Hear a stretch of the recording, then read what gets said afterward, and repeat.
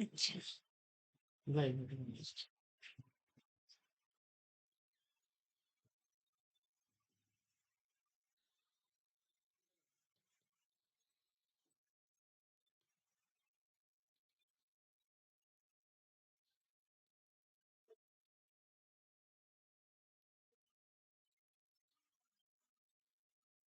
तो हम पढ़ रहे थे इलेक्ट्रोस्टैटिक्स।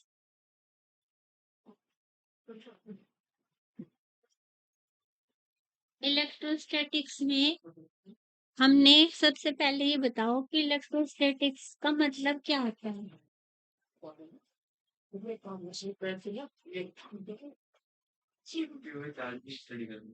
हाँ, स्टैटिक मतलब वो गतिमान नहीं है, स्थिर आवेश का अध्ययन करेंगे हम इसमें। स्थिर आवेश से क्या क्या प्रोड्यूस होता है, कैसे वो फोर्स अप्लाई करता है। फोर्स हमने पढ़ लिया था, है ना, कूलम फोर्स पढ़ा था। और उसके बाद हमने उसके द्वारा उत्पन्न वैद्युत क्षेत्र पढ़ा था। अच्छा बताओ, वैद्युत क्षेत्र का क्या फार्मूला था। E is equal to F upon q, है ना। एकांक आवेश पर कितना बल लगता है कहीं वैद्युत क्षेत्र में रखने पर, उससे हमें पता चलता है कि वह वैद्युत क्षेत्र कितना प्रबल है।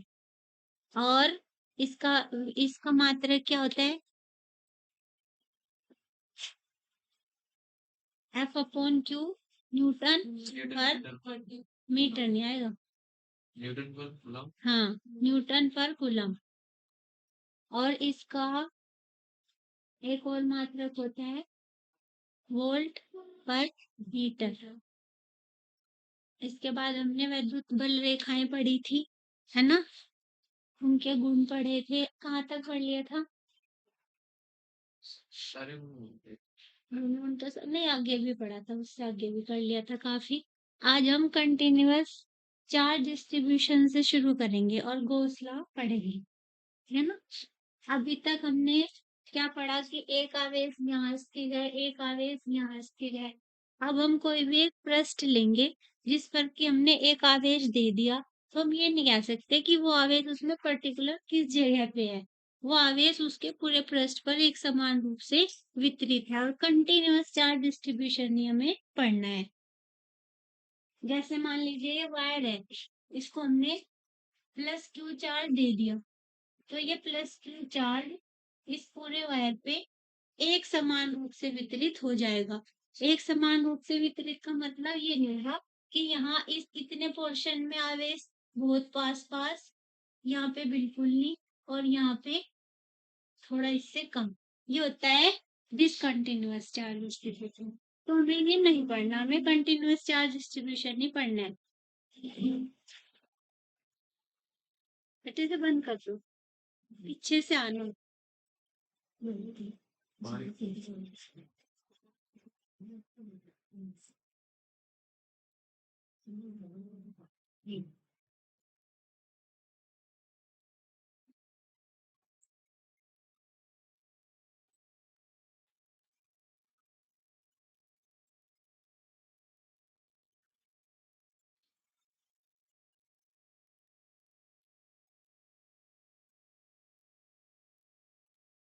कंटिन्यूअस चार्ज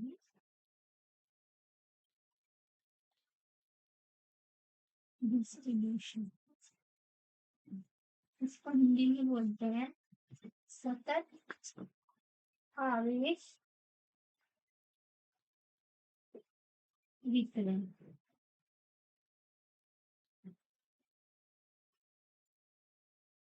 हम अभी तक क्या पढ़ रहे थे कि एक आवेश यहाँ है, एक आवेश यहाँ है, और हम इनके बीच इनसे कैसे कैसे फील्ड प्रोड्यूस होता है और कैसे एक दूसरे पे फोर्स अप्लाई करते हैं, वो सब हमने पढ़ लिया। लेकिन अब हमें ये था हमारा विविक्त आवेश, इसको बोलते हैं, जो अलग अलग आवेश हमें मिलता है। अब हमें इसके तीन पार्ट होते हैं, वॉल्यूम, चार्ज, डेंसिटी को तीन पार्ट में डिवाइड करके हम पढ़ेंगे।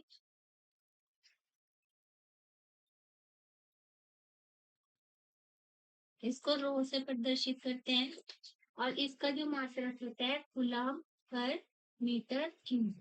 सी कैपिटल लेटर से लिखेंगे और एम स्मॉल लेटर से। दूसरा है हमारा सरफेस चार्ज डेंसिटी। पहले इनके नाम नोट कर लीजिए।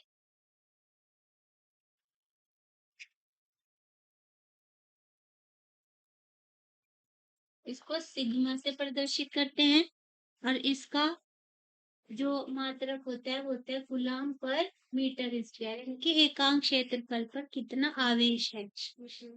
तीसरा होता है हमारा लाइन चार्ज डेंसिटी।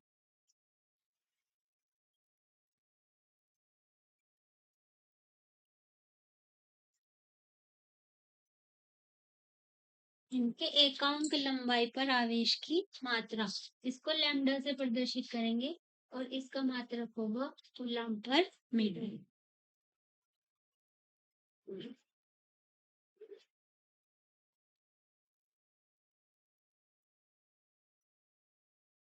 इसमें क्या आएगा, चार्ज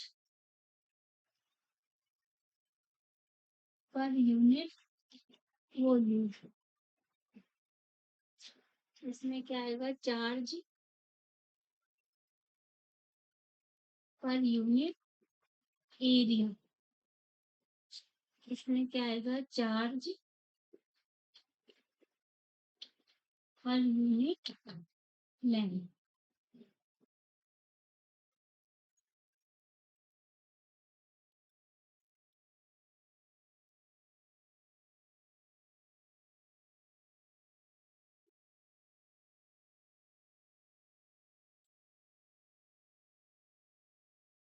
अब वॉल्यूम चार्ज डेंसिटी को समझने के लिए देखेंगे।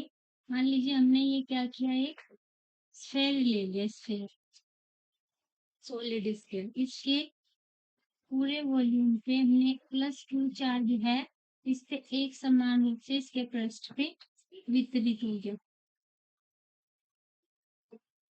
अब हम इसमें क्या करना चाहते हैं, इसकी यहाँ इतने से वॉल्यूम में इतना आवेश है। अब हम इसमें खाली +Q तो नहीं रख सकते, अगर इसके कारण हमें कहीं लेना है तो उसको, या तो हम उसको सेंटर पे मान के चलते हैं, +Q आवेश इसके सेंटर पे स्थित है, तो हम इसको डिस्क्रीट की तरह मानेंगे कि एक अकेला Q ले लिया। लेकिन अब अगर हमें इसके कारण कहीं भी इलेक्ट्रिक फील्ड निकालना या फोर्स निकालना, तो फिर हम सिग्मा ये रो के पदों में लिखेंगे, यानी कि रो क्या आएगा इसमें, Q अपॉन V, एकांक आयतन पर कितना इसका आवेश है, ये कहलाता है हमारा सरफेस चार्ज डेंसिटी। ऐसे ही सॉरी वॉल्यूम चार्ज डेंसिटी, ऐसे ही सरफेस में, सरफेस पे हम ले लेंगे किसी भी इसके, अगर हमें खाली सरफेस पे लेना है यहाँ पे, या इसको ऐसे समझ लीजिए, ये ले लिया हमने एक स्क्वायर का या डी लेंथ मोटाई का एक टुकड़ा ले लिया हमने धातु का, और उस पे हमने प्लस चार्ज ले लिया। अब इसमें हमने एक छोटा सा वॉल्यूम लेंगे, कितना, जिसका एरिया कितना है, ए। अब अगर हम इसकी डेप्थ को, अब इसमें क्या आएगा, इसको हम क्यू, इसको कैसे लिखेंगे, हमें रो के पदों में लिखना, क्योंकि हमने सबसे पहले रो को पढ़ा। तो क्या लिखेंगे, Q इज इक्वल टू एक V इंटू रो लिख सकते हैं ना, Q बराबर V इंटू रो, तो ये आ जाएगा V इंटू रो। अब यहाँ पे V क्या आएगा, A into D, area into depth, इसको वॉल्यूम हो गया। अगर हम इसमें क्या करें, D टेंस टू 0 कर दे, यानी कि इसकी विड्थ बहुत ही 0 हो जाए, हमें क्या करना, सरफेस लेना, उसमें वॉल्यूम में से D को हटाना, D टेंस टू 0 करेंगे तो रो इन्फिनिटी हो जाएगा, यानी कि इतने से बहुत कम जगह पे बहुत ज्यादा मात्रा में हमारा आवेश रहेगा। डेंसिटी है ना ये क्या बताती है हमें कि एकांक क्षेत्र, एकांक वॉल्यूम में कितना, अगर हम घनत्व के बारे में खाली बात करें तो एकांक आयतन में मास, और वो आयतन को तुम जितना छोटा करते जाओगे उतना ही ज्यादा उस पे मास आता जाएगा। तो ऐसे ही यहाँ चार्ज है, तो ये चार्ज इन्फिनिटी के tends to zero tends to infinity, तो उस स्थिति में जो हमारे पास ये टर्म बचेगी ए रो, ये कहलाती है सिग्मा।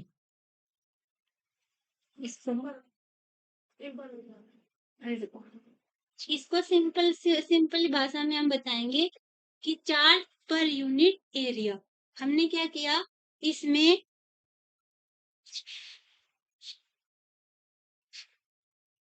यहाँ समझे इसको,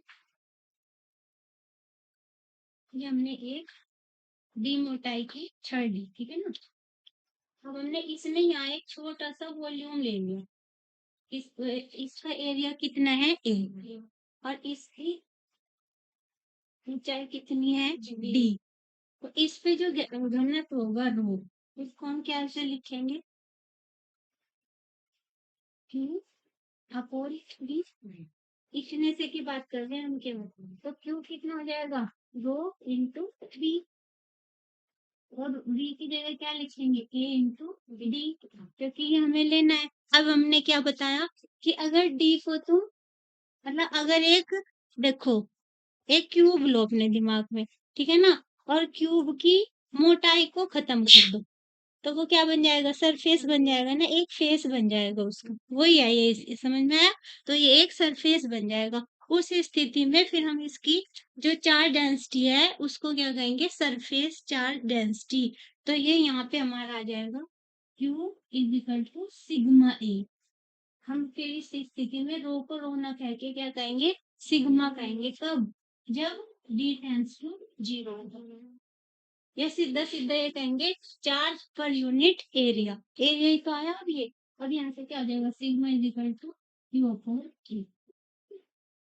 अभी तो इन बात मतलब मेन बात समझने की यही है कि हमारा एकांक क्षेत्रफल पे जितना आवेश रहेगा वो कहलाता है हमारा सरफेस चार्ज डेंसिटी, क्षेत्रीय आवेश घनत्व बोलते हैं इसे हिंदी में। ऐसे ही लाइन चार्ज डेंसिटी, इसमें देखो समझिए एक बात,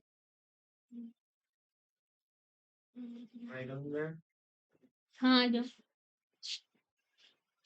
ये हमने एक तार लिया,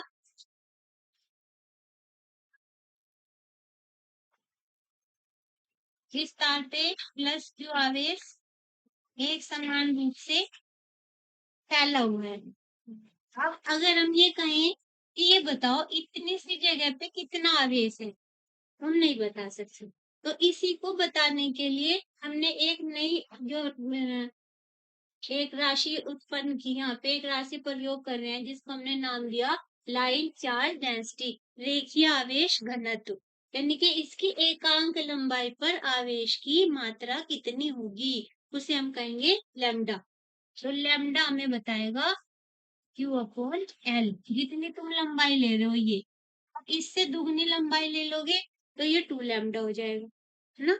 और ये फिर इसकी तिगनी लंबाई ले लोगे, क्यू के मान भी तो बढ़ता जाएगा ना, उसी हिसाब से लैम्डा की वैल्यू भी बढ़ती जाएगी, जितनी जितनी लंबाई लेंगे उतना उतना आवेश ज्यादा आता चला जाएगा। टोटल आवेश क्यू है ही, जो इस पूरे पे एक समान रूप से वितरित है। यहाँ भी इसकी लाइन चार्ज डेंसिटी उतनी ही होगी जितनी यहाँ है, ऐसा नहीं होगा कि यहाँ खाली है ये तार और यहाँ पे, इसको डिसकंटिन्यूअस चार्ज डिस्ट्रीब्यूशन बोलते हैं, जो तुम्हारे सिलेबस में नहीं है, तुम्हें कंटिन्यूअस चार्ज डिस्ट्रीब्यूशन ही पढ़ना है। तो यहाँ पे मेन हमारी क्या बात क्या है, तीन। कंटिन्यूअस चार्ज डिस्ट्रीब्यूशन को हम तीन तरीके से देखेंगे, वॉल्यूम चार्ज डेंसिटी के पदों में, सरफेस चार्ज डेंसिटी के पदों में, और लाइन चार्ज डेंसिटी के पदों में। इसको कौन कौन से अल्फाबेट से, ये हमारे ग्रीक भाषा के शब्द होते हैं, इसको रो बोलते हैं, ये सिग्मा और ये लैम्डा। इनके मात्रा का आप याद करेंगे और इनकी लाइन पूरी उतार लीजिए, ये लिख लीजिए।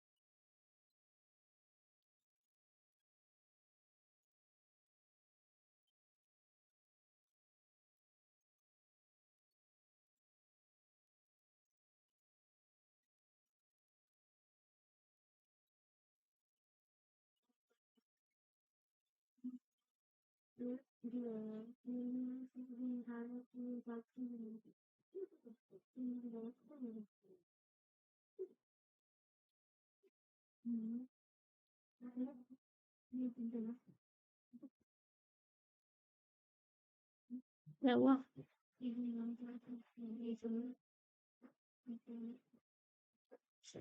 कौन सी बनानी है?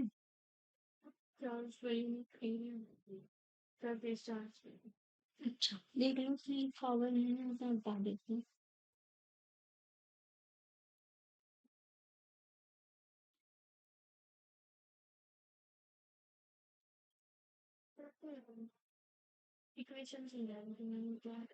अच्छा सरफेस चार्ज वाली।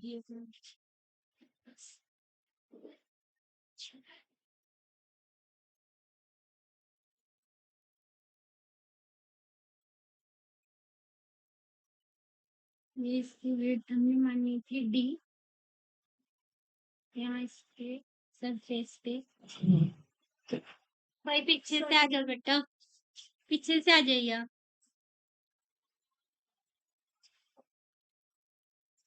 यहाँ हमने एक छोटा सा वॉल्यूम कंसीडर करा जिसका क्षेत्रफल कितना है ए, है ना, और इसकी वॉल्यूम चार्ज डेंसिटी है रो। तो हमारा क्यू क्या हो गया, रो इंटू ए इंटू डी। अगर हम इसको अलग करके लिखें, ए इंटू रो इंटू डी, ऐसे लिख लो। अगर डी टेंस टू, डी को हम छोटा करते हैं, डी को 0 के इक्वल कर दे, मतलब कहने का यह है कि किसी भी, जैसे ये है मेरी कॉपी, अगर मैं इसकी मोटाई को 0 कर दी तो मेरे पास एक पेज आएगा, आएगा ना पेज।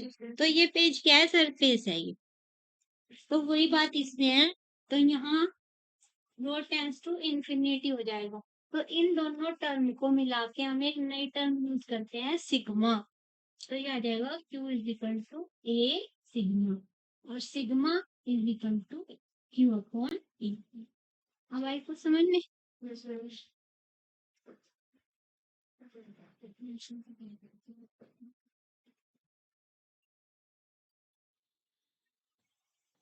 बेटा पीछे से आ जाइए। खोल देते हैं तुम लोग।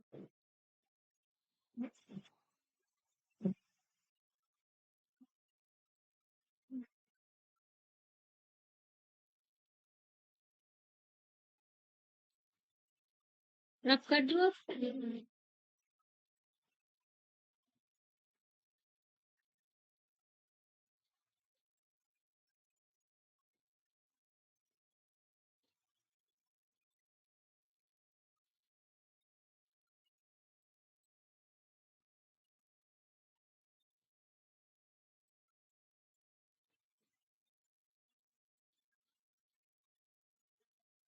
अब हम पढ़ेंगे सॉलिड एंगल।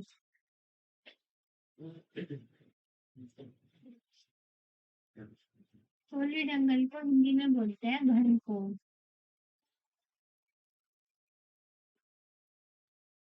घन कोण, धन कोण नहीं जी, घन कोण, घन घन।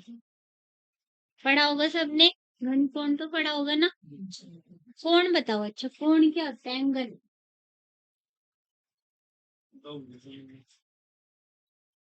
सही बता रहे हो, कौन बता रहे?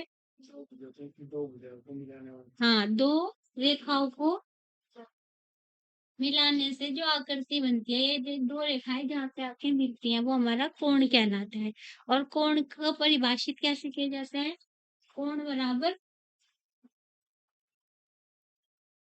एंगल इज इक्वल टू चाप बटे त्रिज्या। तो बहुत छोटे उत्तर पढ़ते हैं हम, ये चाप और ये इसकी त्रिज्या,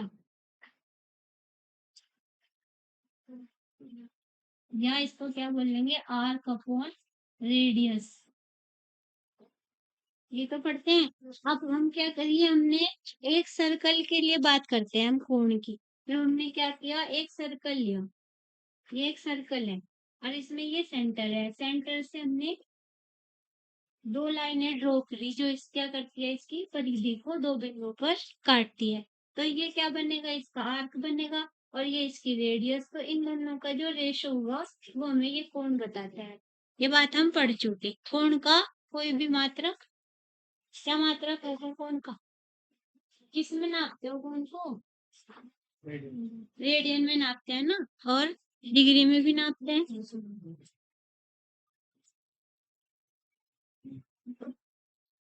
अब आया सोलिड एंगल। अब सोलिड एंगल क्या होगा? एक गोल बोल, ठीक है ना? तो बोल हमारी कैसी है? खोखली बोल, जैसे कि ये बोल हमने हमारी, इसका ये पूरा ये इतना हमने भाग ले लिया, इसके ऊपर से हमने ये काट लिया। एक गोला सा दिखाई देगा ना तुम्हें, उस गोले को इसके सेंटर से मिला दो, तो उसको सेंटर से मिलाने वाली केवल एक ही लाइन ही हम ड्रॉ कर सकते, बहुत सारी लाइनें ड्रॉ होगी ऐसे। एक कोण बनेगा, घन कोण, जैसे कि तुमने देखा होगा जो मूंगफली वाला या चने बेचने वाला नहीं बना देता पेपर का रोल, और एक और होती है कैप। ये देखो, इस पेपर को हमने ऐसे फोल्ड किया,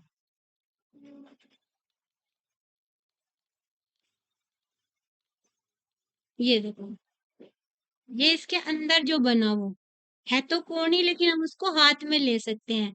ऐसा कोण जो 3 डायमेंशनल हो, जिसको हम देख सके, हाथ में छू सके उसको। और जो हमारा एंगल है खाली वो कैसा है? 2 डायमेंशनल है, उसको हम केवल एक समतल पे ड्रॉ कर सकते हैं। इसे हम समतल पे वैसे तो ड्रॉ नहीं कर पाते, लेकिन हम टेढ़ी टेढ़ी रेखाएं खींच के वो ऐसे, वरना तो ये ऐसे बनेगा, ऐसे तो नहीं ना हम इसे ड्रॉ कर पाएंगे। तो अब समझ में आया घन कोण। अब घन कोण की क्या परिभाषा होती है? इसमें ये एरिया लेंगे हम, ये वाला, ये जो हमने छोटा सा भाग लिया सरफेस पे किसी भी, और उसकी त्रिज्या का स्क्वायर, यानी कि सोलिड एंगल, इसको ओमेगा से प्रदर्शित करते हैं, is equal to S upon R square. एक पूरा, एक पूरा स्फीयर, ये एक पूरा गोला अपने केंद्र पर कितना कोण आंतरित करता है उसे बोलते हैं संपूर्ण कोण। तो ये कितना होगा पूरा, कितना, ये तो इतने से ने किया, यहाँ छोटा सा ओमेगा बना, फिर इतना पूरा पार्ट ले ले अगर हम, वो अपने सेंटर पे कितना कोण आंतरित करेगा? तो एस कितना होगा पूरे गोले के लिए? पूरे गोले के क्षेत्रफल का क्या फार्मूला होता है? नहीं, वो तो सर्कल का होता है। हाँ, स्फेयर का, ठोस गोले का या खोखले गोले का सेम ही है, 4 पाई r स्क्वायर, है ना? तो ये आएगा 4 पाई r स्क्वायर अपॉन, नहीं कितना आ जाएगा 4।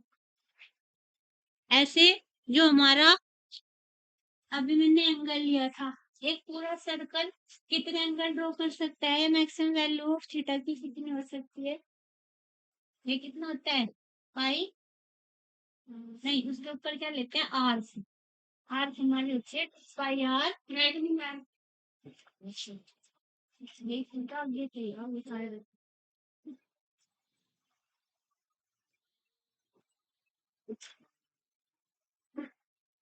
2 पाई आर अपॉन आर, तो ये कितना आएगा? 2 पाई। तो जो हमारा कोण होता है वो 2 पाई होता है, मैक्सिमम वैल्यू इसकी, और घन कोण की 4 पाई। ये दोनों बातें समझ में आ गई। अब चलते हैं फ्लक्स की तरफ।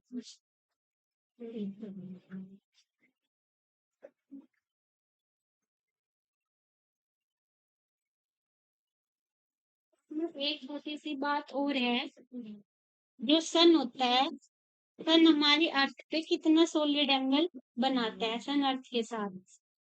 तो इसकी वैल्यू होती है solid angle of sun subtended by sun on earth, इसकी वैल्यू होती है 6.8 इंटू 10⁻⁻5 स्टेरेडियन, क्योंकि घन कोण का मात्रक स्टेरेडियन होता है। और जो मून बनाता है, मून की क्या है?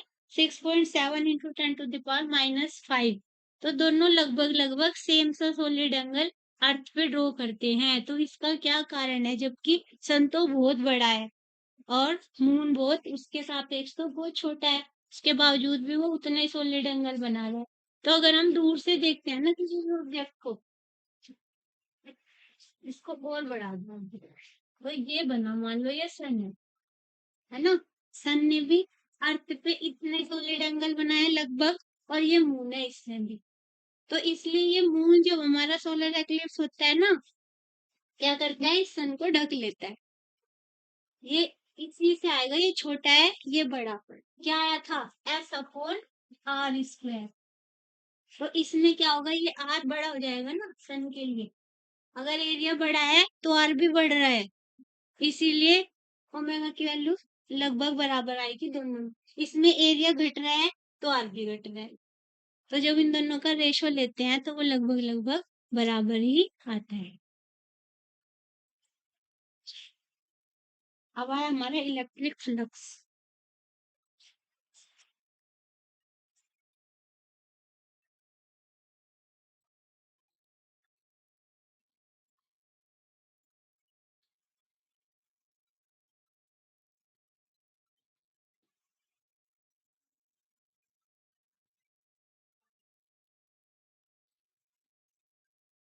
इलेक्ट्रिक फ्लक्स होता है हमारा electric line of forces passing through unit area.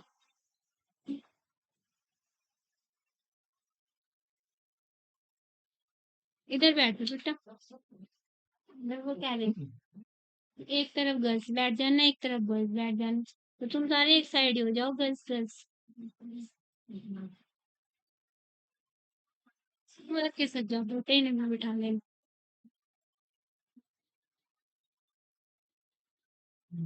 तो वो बच्चे आएंगे ना।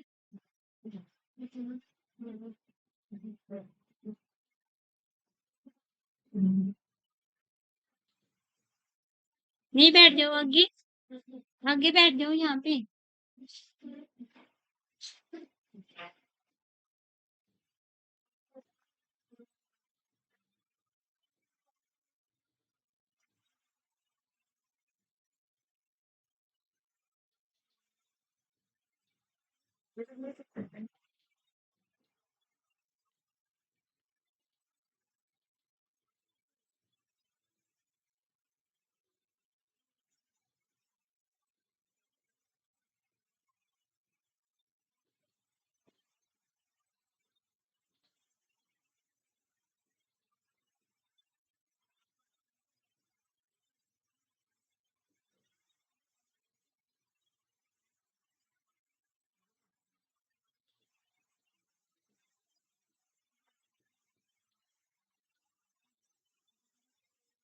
दिए गए क्षेत्रफल से अभिलंबवत गुजरने वाली बल सॉरी विद्युत बल रेखाओं की संख्या क्या कहलाती है, उस पृष्ठ से गुजरने वाला विद्युत फ्लक्स कहलाता है। लो ये ले लो।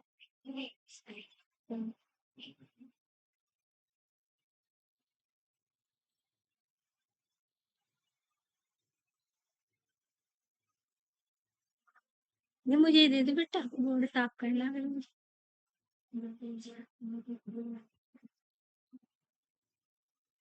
एक बात बताएंगे, अब सारे बच्चे ध्यान दें।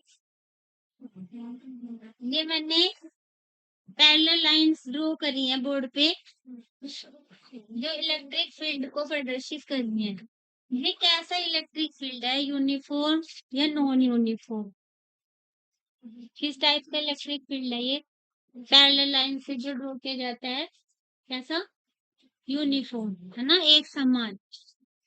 अब इसमें ही मैंने क्या किया, यहाँ पे कोई पृष्ठ रख दिया।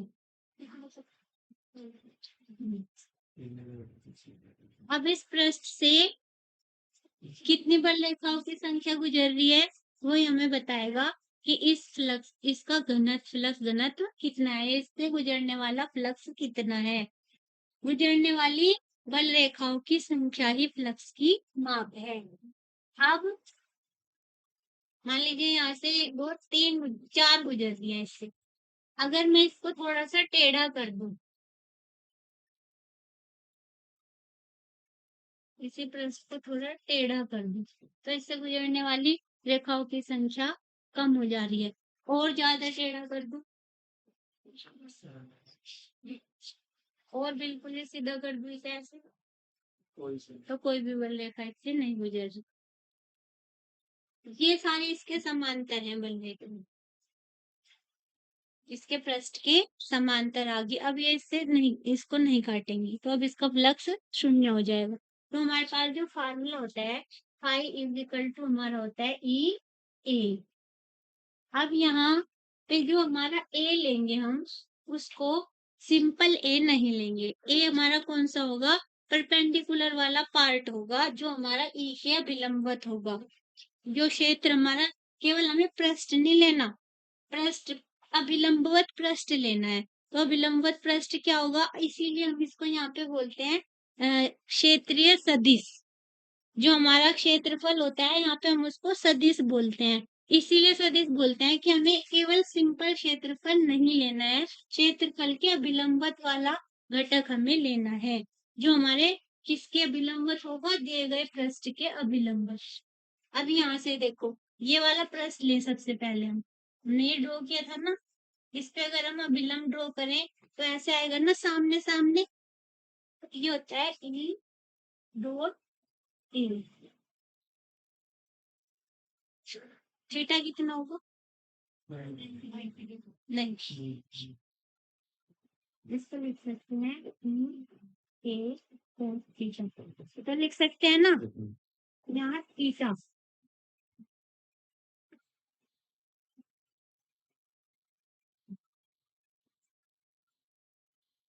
एंगल बिटवीन ई एंड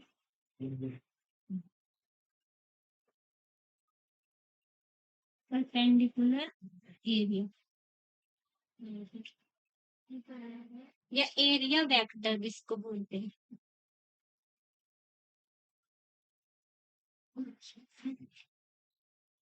किसी भी पृष्ठ पर अगर हम अभिलंब ड्रॉ कर दें तो वो कहलाता है क्षेत्रीय वेक्टर की डायरेक्शन। इस वेक्टर की, ये जो हमारा क्षेत्रफल है इसकी डायरेक्शन ये हो जाएगी। अगर ऐसे कर दूं मैं ड्रॉ, तो ये हमारा ए होगा। अब इसको हम ए कह सकते हैं।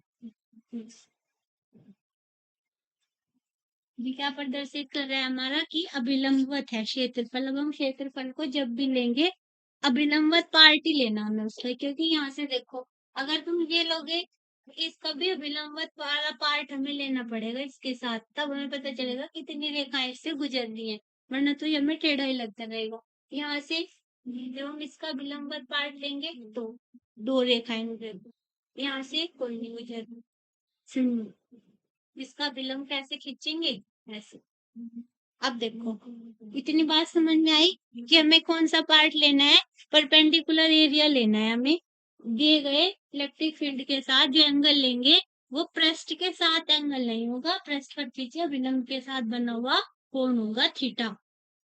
अब इसी को आगे देखेंगे, इस पे बहुत सारे सवाल आते हैं।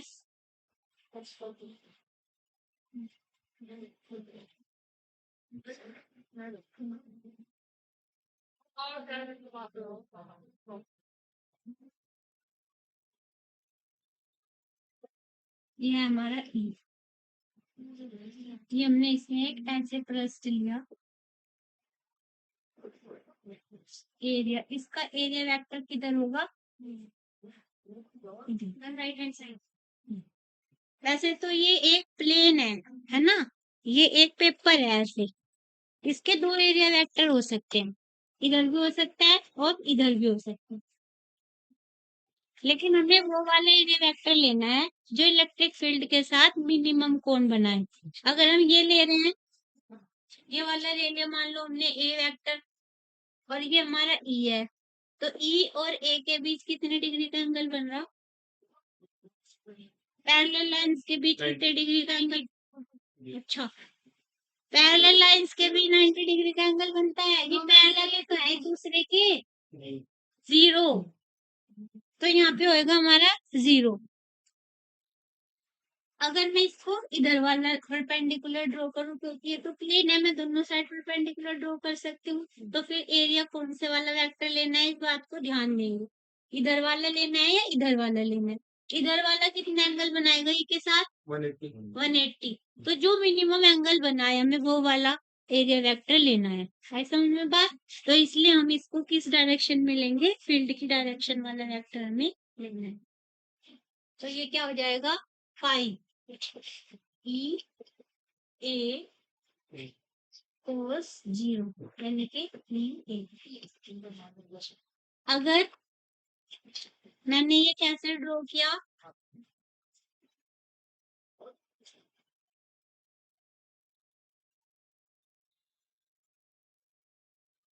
प्रस्ट ऐसे ड्रॉ कर, ये वाला जो प्रस्ट है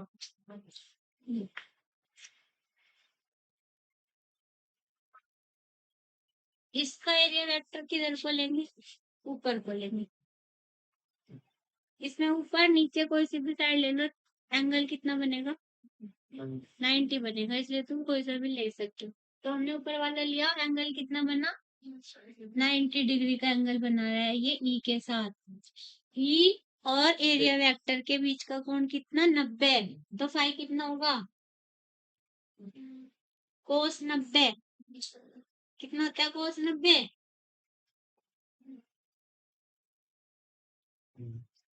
कोस 90 की वैल्यू नहीं पता किसी को।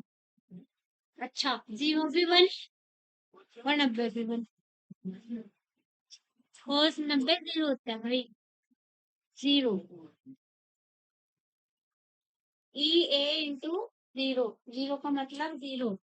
0 को किसी भी संख्या से गुणा करेंगे, किसी भी भौतिक राशि से गुणा करेंगे तो वो 0 हो जाएगा। तो यहाँ से कोई भी फ्लक्स नहीं गुजरेगा। तो यदि हमारा पृष्ठ जो वो वैद्युत क्षेत्र के समांतर है तो उससे कोई भी फ्लक्स नहीं गुजरेगा। अगर हमारा पृष्ठ वैद्युत क्षेत्र के लंबवत है तब गुजरेगा उससे, तब काटेंगे उसे बल रेखाएं, उसको काटते हुए जाना चाहिए तब हमारी।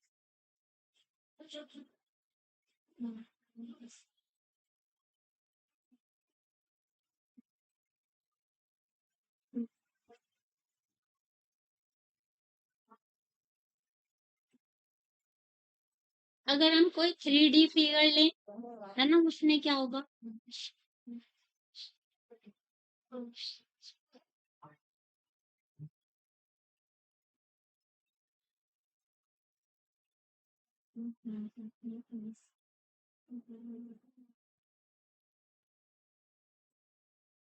ये हमने एक, इसके कितने फेसेस होते हैं, एक के 6 फेसेस, 1 ये वाला, ये 2, ये 3,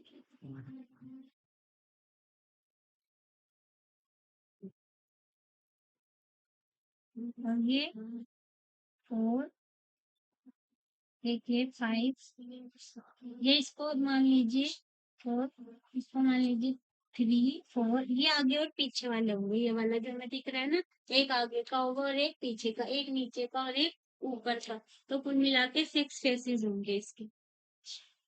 1 2 3, हाँ बस ये लिखो, इससे कंफ्यूजन नहीं होगा फिर। ये वाला जो है ना नीचे वाला है, ये ऊपर वाला, आमने सामने वाले खाली है, ये और एक इसके पीछे वाला खाली है। समझ में आ रही है ना फिगर।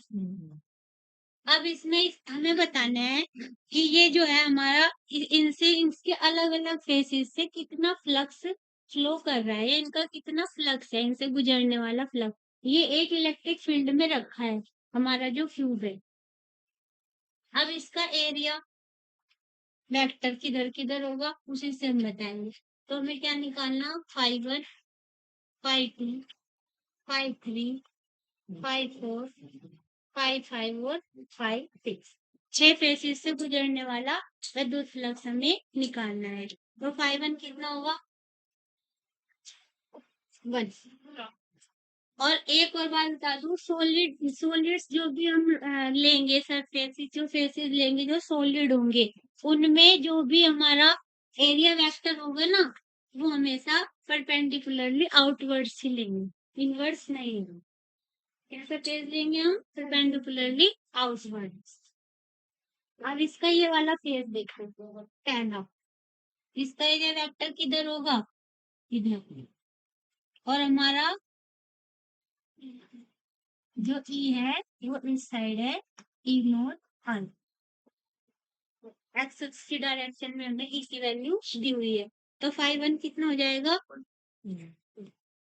ई ए cos 180। ई की वैल्यू कितनी? ई नोट। ए की वैल्यू कितनी रखेंगे? ए रखेंगे क्योंकि मैंने रखा गया, तो इसका ए इसका हमें बदल दे। ए इसके हर एक भुजा की जो लंबाई है वो ए है, तो हमारा ये आ जाएगा ए स्क्वायर। ठीक है ना? और ये -1, तो ये क्या हो जाएगा? माइनस ई ए स्क्वायर। समझ में आ गया सबको? ऐसे ही दूसरे पेज पे देखो, ये यहाँ पे किधर जाएगा? Perpendicularly outwards. अब ये इधर, और ई किधर है? कितना एंगल बना? 90 डिग्री। तो ये कितना हो जाएगा?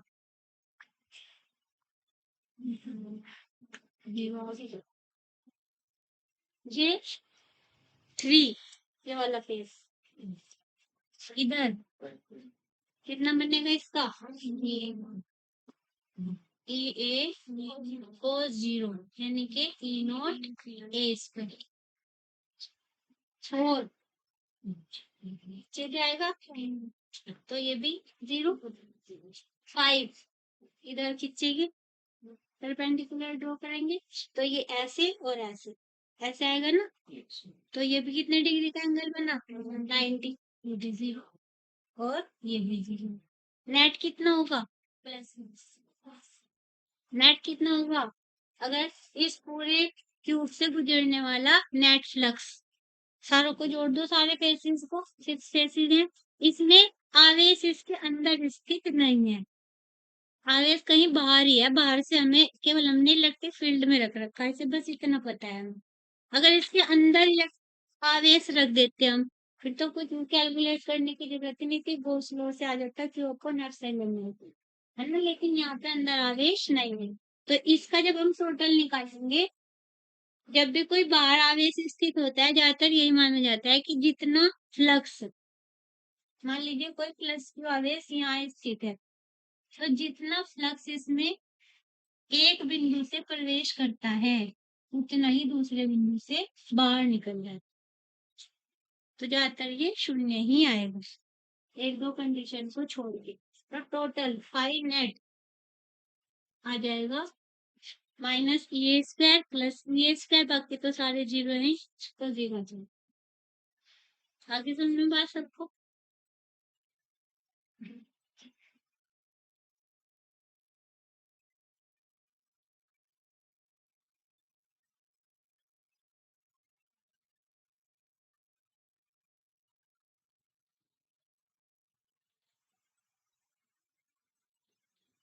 अब हमें ऐसे ही लेना है एक बेलन, यूनिफॉर्म इलेक्ट्रिक फील्ड हमें दिया हुआ है, और इसमें एल लेंथ का एक बेलन रख रखा है।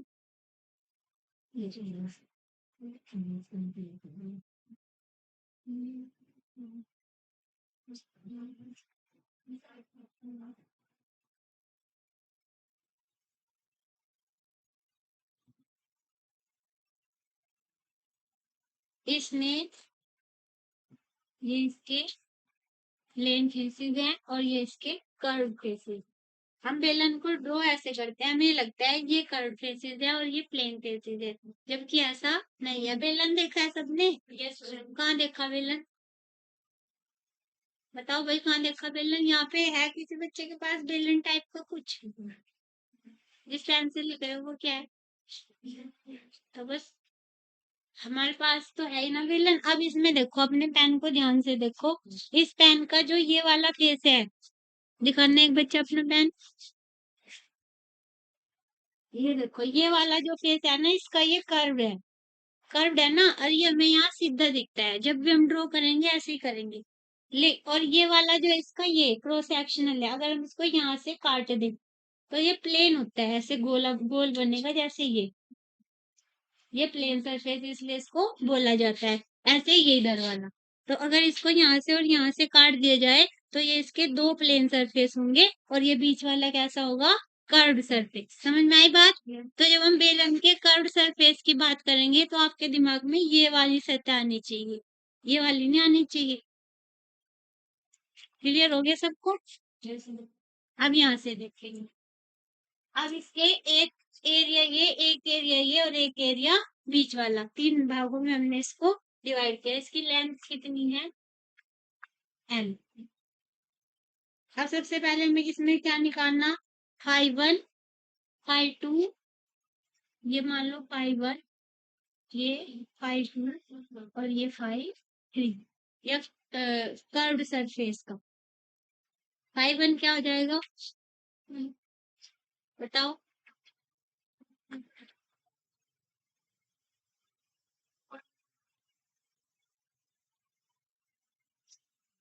सबसे पहले क्या ड्रॉ करेंगे हम इसमें, क्षेत्रफल वेक्टर देखेंगे ना किधर है, तो कहाँ खींचना, परपेंडिकुलरली आउटवर्ड्स खींचना है, क्योंकि ये कैसी है, 3D डायमेंशन वाली हमारी एक हमें दिया हुआ है, जो बॉडी दी है 3D है ये, तो इसके जितने भी परपेंडिकुलर ड्रॉ करेंगे वो आउटवर्ड्स ही होंगे। इस वाले का भी, इस वाले का इधर का। अब यहाँ से देखो, ये कितना हो जाएगा, ई हमारा इधर है और ये इधर है, ऐसे आ रही है दोनों की। कितना एंगल बना, 180 है ना, तो एक तरीके से ये आ जाएगा माइनस ई नॉट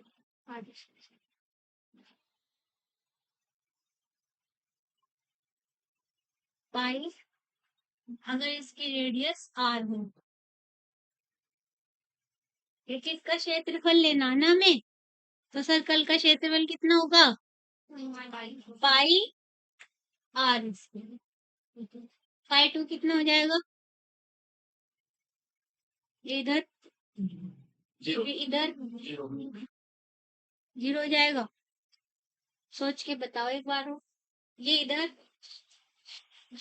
ए इधर, ई भी इधर, क्या हो जाएगा, थीटा कितना है, थीटा जीरो है ना, ई नॉट बाई आर है ना। अब ये वाला जो ये कर्व्ड सरफेस है, इस पे परपेंडिकुलर ड्रॉ करेंगे, अपवर्ड्स को डाउनवर्ड्स किधर भी करेंगे, इससे ये वाले पे यहाँ हमारा बाहर की तरफ ही है ये, तो ये और ई कितना एंगल बन रहा है, 90 डिग्री, क्या आ जाएगा, जीरो। फिर हम इसका टोटल करेंगे, तो नेट हमारे बेलन से गुजरने वाला नेट फ्लक्स कितना आएगा, शून्य आएगा।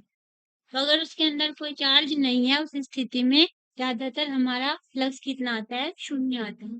अब हम एक ऐसा उदाहरण देखेंगे जिसमें शून्य नहीं आएगा।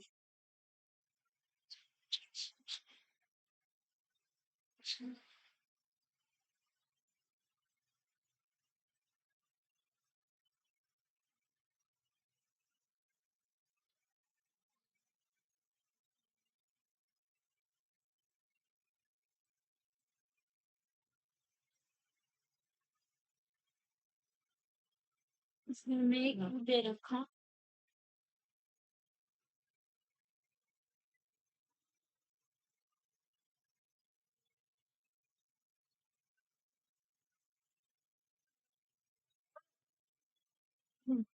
ये इससे एक्स ए मीटर की दूरी पर है और इसकी जो भुजाएं हैं वो भी ए हैं सारे। ये जो हमारा घन है इसकी एक भुजा की लंबाई हमें दे रखी ए सेंटीमीटर, और ये हमारा एक इलेक्ट्रिक फील्ड में रखा है A is equal to A naught A I, A naught X, A naught X, A naught X I. अब हमें वही करना है, इसके भी कितने पेज हो जाएंगे, 1 2 3 4 5 और 6। सेम वैसे ही निकालना है, इसे निकाल के दिखाओ, सेम वैसे ही निकालना है। बस इसमें ध्यान रखना एक्स की वैल्यू को, इस वाले फेस के लिए जब हम लेंगे, पहले फेस के लिए यहाँ एक्स रखेंगे, जब वो ए रखेंगे। जब हम इस वाले फेस के लिए लेंगे तो ये इससे ए और आगे बढ़ गया ना, तो यहाँ 2a लेंगे, बस इतना अंतर है। करके देखो बिल्कुल पहले के जैसे।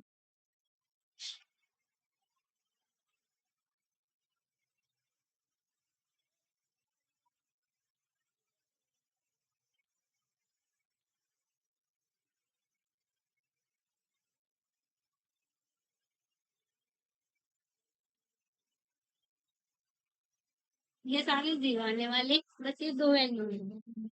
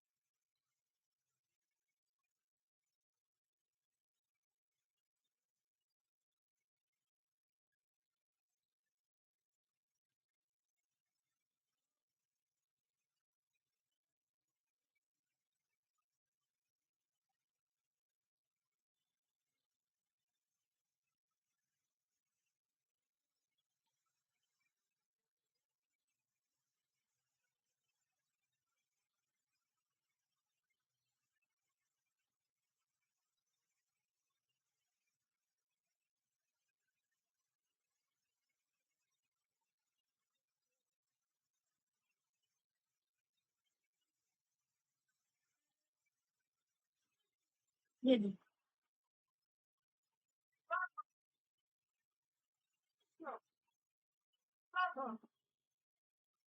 आ गया। जैसे आपको सिखाया गया है सेम वैसे वैसे ही हमें करना है, लेकिन इसमें नेट हमारा जीरो नहीं आएगा, बस मैंने ये बताया, क्योंकि ये जो डिस्टेंस आ गई ना यहाँ पे, इसकी वजह से इस वाले का और इस वाले का कुछ अंतर आया हमारे पास।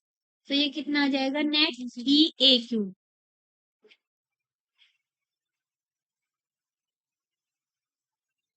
रफ कर दू।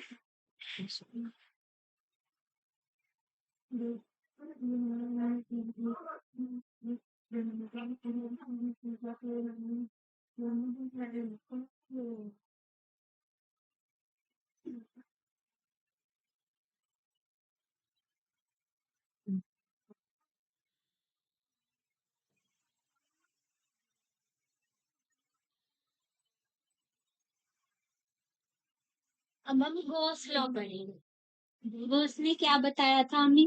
ऐसा तो हम सारे पढ़ के ही आए होंगे। गॉस लॉ कोई बच्चा बता सकता है? गॉस लॉ याद है किसी के? वैसे बता दो, आइडिया से कुछ पढ़ाओ। किसी वन फर्स्ट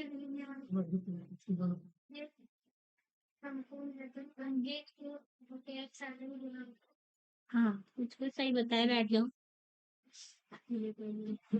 कोई भी जो हमारा क्लोज सरफेस है, बंद पृष्ठ होना चाहिए। सबसे पहली कंडीशन हमारे गोल्स लॉ में यही है कि किसी भी बंद पृष्ठ से गुजरने वाला जो विद्युत फ्लक्स होता है फाई,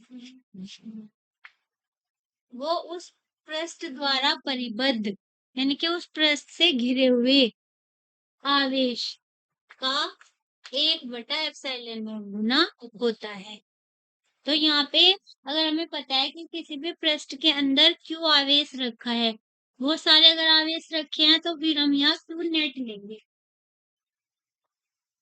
टोटल कितना उसके अंदर, सरफेस के अंदर कितना चार्ज है, उस पूरे को हमें लेना है और उसको एप्सिलॉन नॉट से डिवाइड करना है, तो ये हमारा निकलेगा नेट।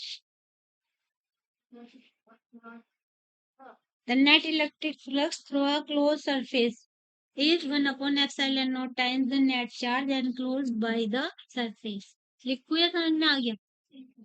लिख दो, हिंदी में लिखो अंग्रेजी में? The net flux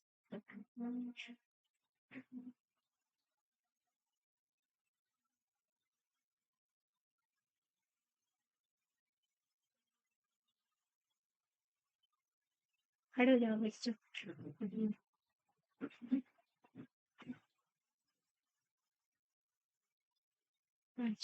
लास्ट में सुना अभी।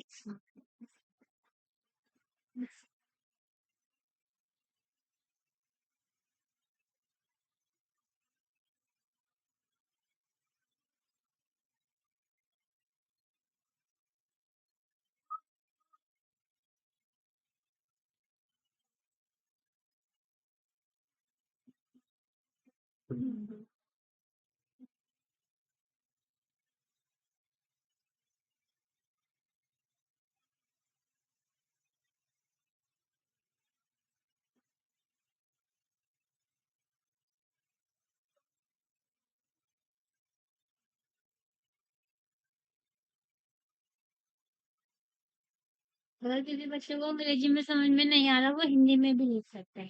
किसी भी बंद पृष्ठ से गुजरने वाला कुल वैद्युत फ्लक्स उस पृष्ठ से परिबद्ध आवेश का 1/epsilon naught गुना होता है, इक्वल टू द, यहाँ लिखने एक लाइन छूट गई, 1/epsilon naught टाइम्स, ये जरूर लिखना है इसमें।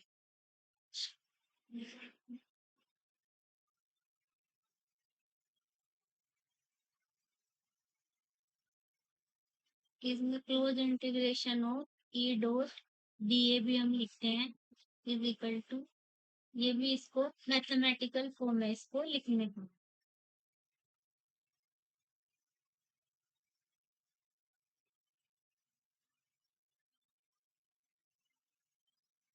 विद्युत फ्लक्स का मात्रक तो बताया नहीं तुम, बताए तुमने पूछा, बताओ भाई, ये तो रह गई बात। फाई का मात्रक क्या होगा? फार्मूला से निकाल लेंगे जो पहले हमने पढ़ा ई ए वाले से। ई का क्या मात्रक होता है? याद नहीं आई का मात्रक? एफ अपॉन क्यू पढ़ा था, अब याद आया? Newton per coulomb into metre square, newton per coulomb into metre.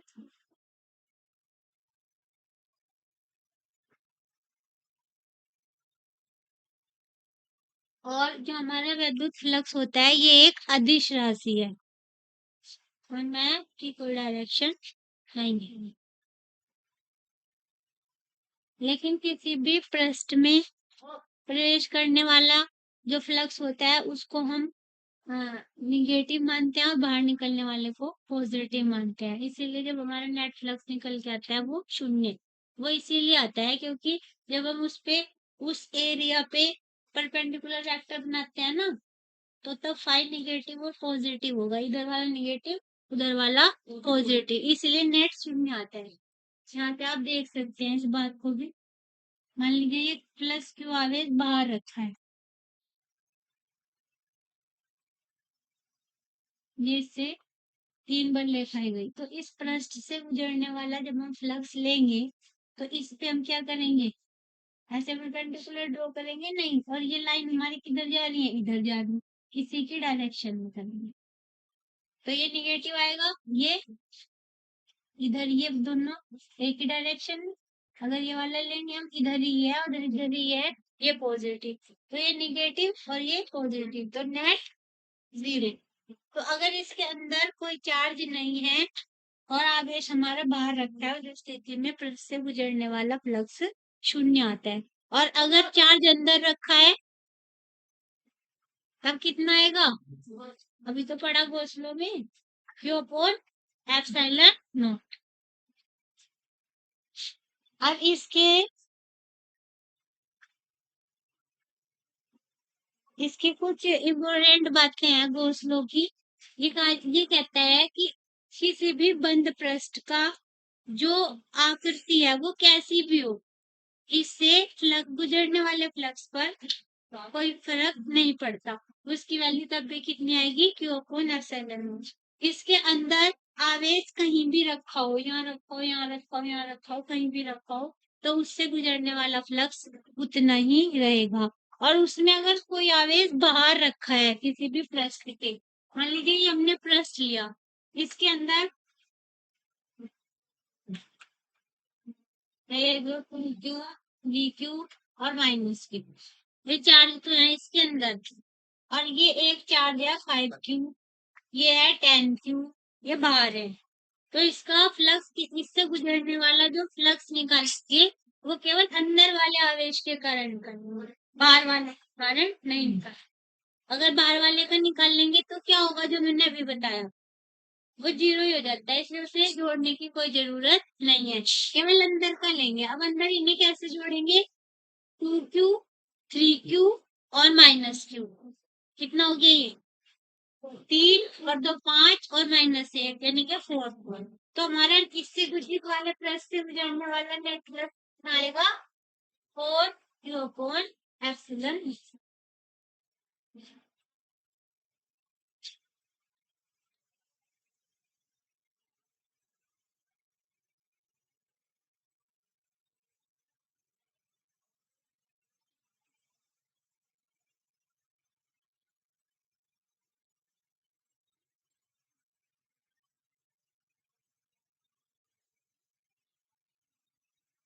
अगर हमारा कोई घन हो,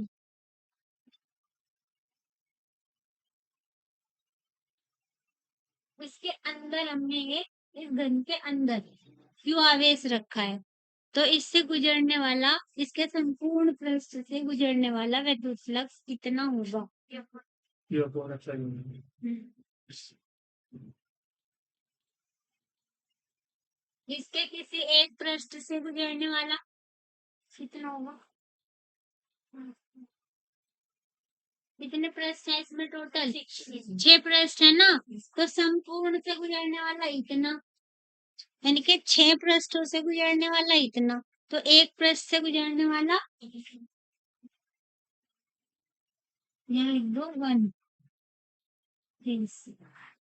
तो ये आएगा क्यू अपॉन 6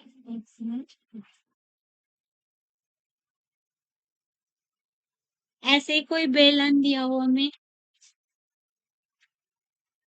बस उसके अंदर होना चाहिए, ठीक है ना।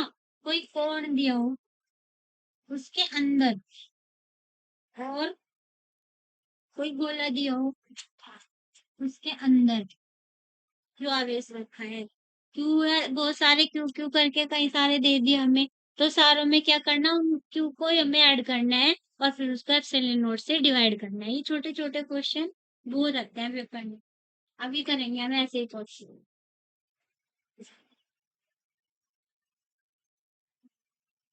हमें एक हेमिस्फेयर दिया, ठीक है, आधा गोला, आधा गोला, एक तो हमारा पूरा गोला,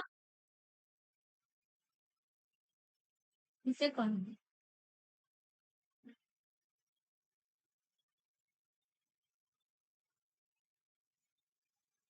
ये है हमारा हेमिस्फेयर, ठीक है। और यहाँ इस पे क्यों आवेश रखा है, इससे गुजरने वाला फ्लक्स कितना, तो ये तो खुला पृष्ठ हो गया, खुला पृष्ठ से तो हमने पढ़ा नहीं। हमारी जो गॉस लॉ है वो किस पे अप्लाई होता है, बंद पृष्ठ पे, तो पहले इसे बंद करो, ये हमने इसे बंद कर लिया। अब क्या बन गया, गोला बन गया, और गोले के केंद्र पे क्यों आवेश रखा, तो उससे गुजरने वाला नेट फ्लक्स कितना हो जाएगा,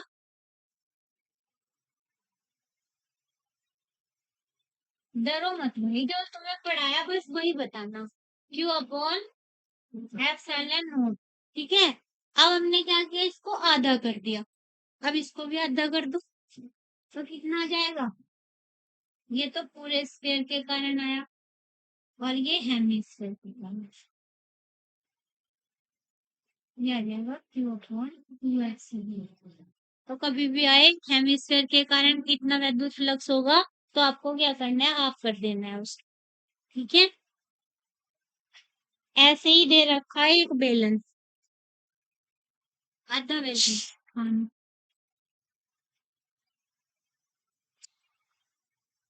ये लीजिए, इसकी लंबाई कितनी है, L/2। यहाँ एक चार्ज रख रखा है, तो इसके कारण बताना। तो इसमें भी क्या करेंगे, इस बेलन को पहले पूरा ड्रॉ कर लेंगे, ये इसकी लंबाई L/2 और बना लेंगे अपनी तरफ से। अब ये पूरा बेलन हो गया। अब इसमें कितना आएगा, क्यू अपॉन एप्सिलॉन नॉट। अब हमें आधे बेलन के लिए चाहिए, तो क्या कर देंगे, इसको आधा कर देंगे। बाकी समझ में बात। ऐसे इसने हमें एक सरफेस दिया है, एक कागज दिया है इस टाइप से।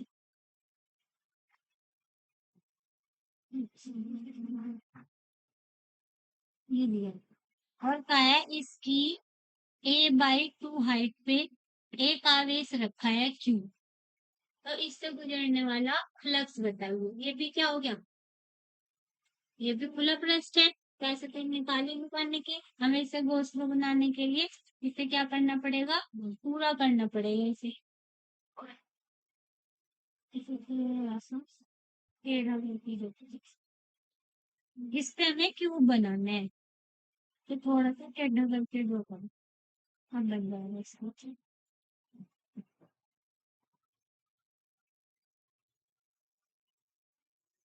बन गया। ये यहाँ से A/2, इसकी सारी ये ए है, तो A/2 का मतलब बीच में रखा कहीं क्यों आवेश। अब कितना हो जाएगा, क्यू अपॉन एप्सिलॉन नॉट हो जाएगा। लेकिन हमें तो केवल एक से बताना, तो ये क्या आ जाएगा, 6 से। बाकी समझ में बात।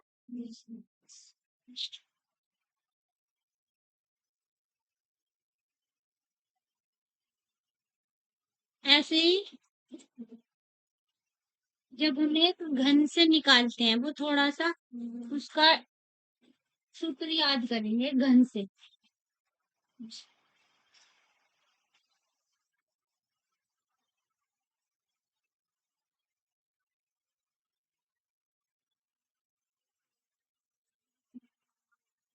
अगर हमें एक घन दिया हुआ है और उसके यहाँ शीर्ष पे, हाँ, घनी तो आई और क्या आएगी, शंकु को ही तो घन बोलते हैं। ये पूरा नहीं है ना, इसका एक पार्ट दिया हुआ है हमें, तो ये क्यों यहाँ पे रखा है, तो इसके कारण हमें क्या बताना है कि कितना विद्युत फ्लक्स इससे गुजरेगा। इसका जो हमने फार्मूला है, पहले तो इसको आधा करो, ये वाला, ये वाला इसका एंगल थीटा। इस एंगल थीटा को ही हमें इसमें यूज करना है, और इसका फार्मूला बनेगा 5 इसका फार्मूला आपको याद करना है, और डेरिवेशन करना, बस याद कर लो। Q upon two epsilon not 1 minus, क्योंकि घन को हम बोर्ड पे ऐसे तो ड्रॉ नहीं कर सकते, अभी मैंने बना के दिखाया था तुम्हें, ऐसे ही दिखेगा तुम्हें बोर्ड पे बना हुआ।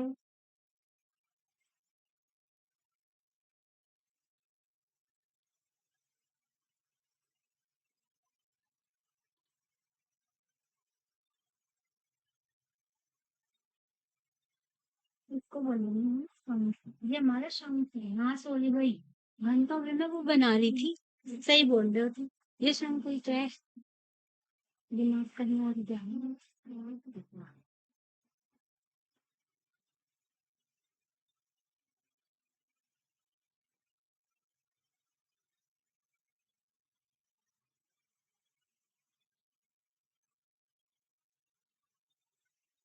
इसका यूज करके हमें निकालना है, देखो एक ने इसने बेलन दिया हुआ है,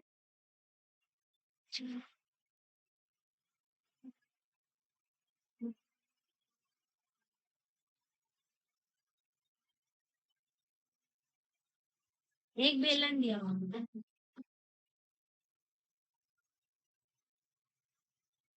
इसका 2r इसके अंदर रखा है, इसकी 2r लेंथ है, और ये इसका या क्या इसमें इसने कहा find the electric flux due to q at centre through इसके जो कर्व सरफेस है, बस कर्व सरफेस के कारण बताना, प्लेन सरफेस वाला हटाना है, प्लेन सरफेस वाला हमें नहीं चाहिए। तो इसको कैसे निकाल लेंगे, केवल कर्व सरफेस वाला हमें चाहिए, प्लेन सरफेस वाला नहीं चाहिए। क्यों के कारण जितना भी फ्लक्स है ना, इसके कारण जो उत्पन्न हो रहा है फ्लक्स, इससे गुजरने वाला फ्लक्स, केवल कर्व सरफेस से गुजरने वाले फ्लक्स हमें चाहिए। तो इसमें गर्म सिलेंडर को ऐसे ड्रॉ करें,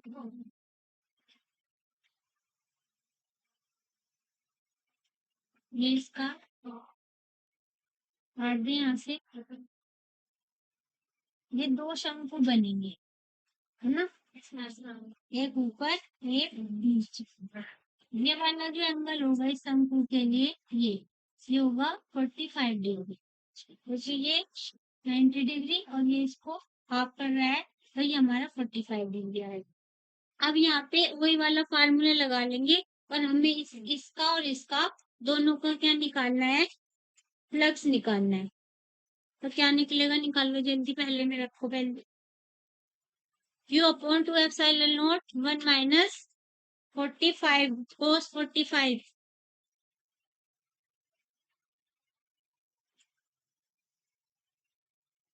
ये अगर हम इसको +1 माने और इसको हम +2 माने,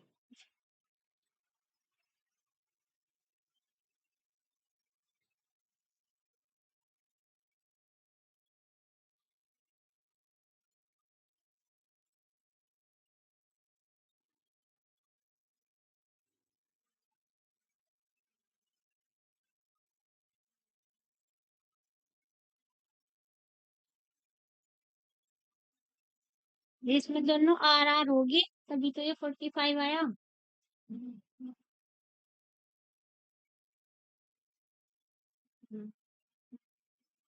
थीटा, tan थीटा अगर हम निकाल लेंगे तो आ जाएगा लंब बटे आधार, आर अपॉन आर, 1 आ जाएगी ना वैल्यू। तो tan 1 किसके लिए होता है, 45 डिग्री के लिए। समझ में आया 45 कैसे आया क्वेश्चन। तुम कितनी वैल्यू आई, 5 1 की।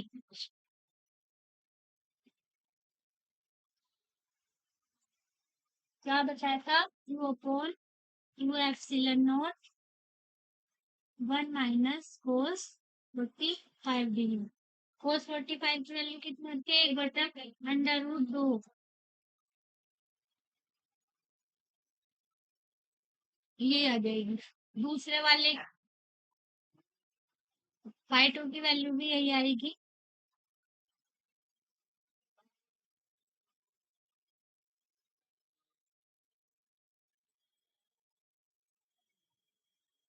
इस पूरे से गुजरने वाला, पूरे बेलन से गुजरने वाला फ्लक्स कितना होगा, फाइव नेट कितना होगा, जो अपन एप्सिलॉन नॉट ही तो होगा, जो अपन एप्सिलॉन नॉट तो टोटल है, और उसमें से इन दोनों फेसेस का हमें घटाना। तो ये दोनों घटा दो, इसमें से इनको जोड़ लो पहले तो ये कितना आ जाएगा, क्यू अपॉन एप्सिलॉन नॉट आ जाएगा, minus Q upon epsilon not 1 minus 1 upon √2। Q upon epsilon not बाहर ले लो, ये क्या बचेगा अंदर, 1 माइनस 1 प्लस 1 अपॉन √2, इससे ये कट गया। तो क्या आ जाएगा, क्यू अपॉन √2। आगे समझ में, ऐसा ही एक और क्वेश्चन दे रखा, उसमें आर और 2r न दे के हाइट दी हुई है इसकी।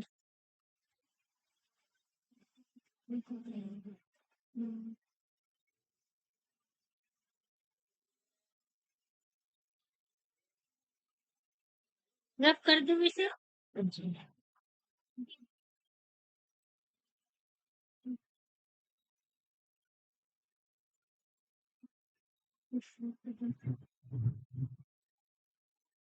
इसमें हमें एक घड़ा दिया हुआ है।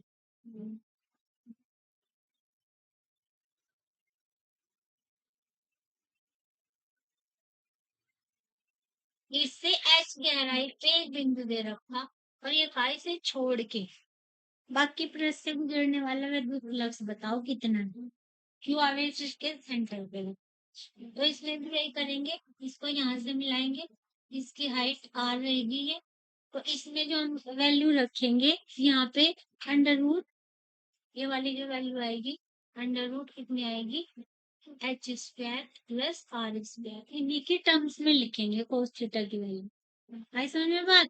कोस थीटा इसमें हमारे पास कोई एंगल नहीं आने का, यही आएगा, क्या आता है कोस थीटा। लाल बटे कर्ण पढ़ा था हमने, है ना। आधार बटे कर्ण, आधार कितना रहेगा इसका यहाँ पे, थीटा हमारा ये है ना, तो H upon under root H square plus R square, वही लिखेंगे, निकाल लो।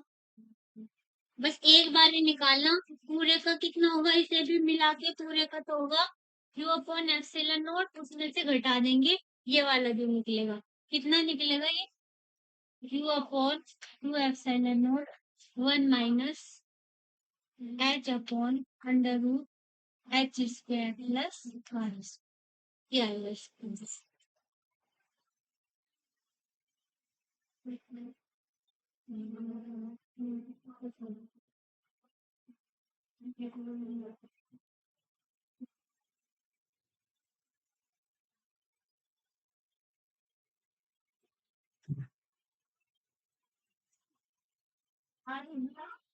आपका खत्म नहीं हुआ, क्या करेगा।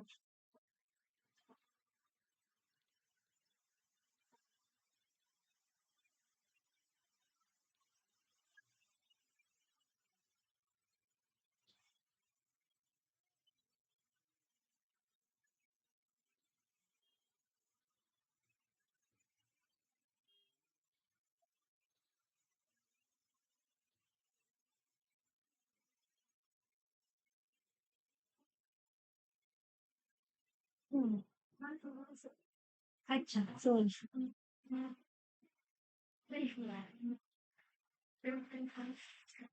कल हम गोस लॉ के एप्लीकेशंस पढ़ेंगे और आगे हमारा आ जाएगा विद्युत विभव, इलेक्ट्रिक पोटेंशियल, वो पढ़ेंगे, ठीक है। इस सबको आप पढ़ के आएंगे। ये क्वेश्चन दिया हुआ है इसमें, मैं वो कराना सोच रही थी।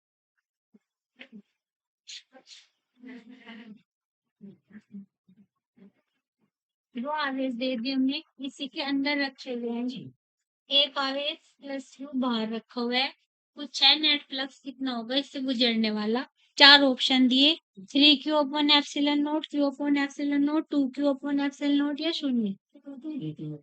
हाँ सही, बिल्कुल सही जवाब।